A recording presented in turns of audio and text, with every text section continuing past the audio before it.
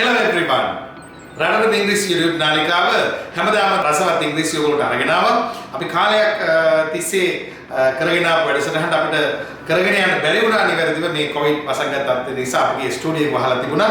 ඉතින් අද ඉතල නැවතත් අපි සුපුරුදු පාඩම් මාලාව ඔයගොල්ලන්ට ලබා දෙන්න බලාපොරොත්තු වෙනවා.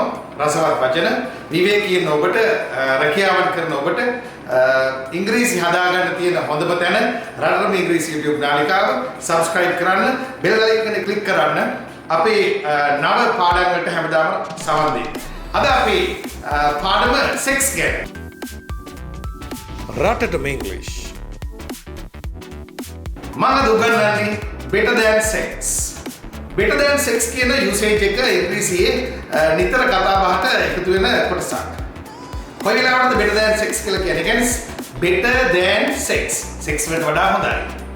sex වලට වඩා හොඳයි කියලා කියන්නේ ඒක ඊටාම හොඳ වෙන්න ඕනේ. නැත්නම් sex වලට වඩා හොඳ වෙන්න විදියක් නෑ. sex හොඳයි. ඒක better than sex කියන්නේ more enjoyable. තමන් කරන ඕනෑම දෙයක් වඩා රසවත් බවක් ගැන කියන්න ඒ කටයුත්ත ඊටාම රසවත් කියලා කියන්න better than sex කියන වාක්‍ය ඛණ්ඩය පාවිච්චි කරන්න. උදාහරණයක් අපි කියනවා ඉංග්‍රීසි ඉගෙන ගන්න එක sex වලට වඩා හොඳයි.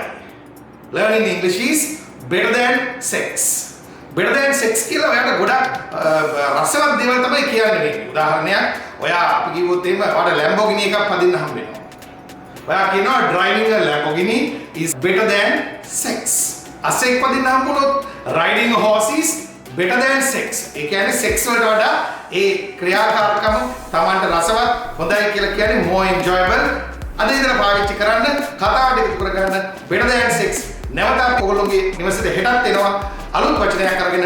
එතකන් පොතේ ලියන්න නැතුව හිතේ ලියන්න. Ratatama English.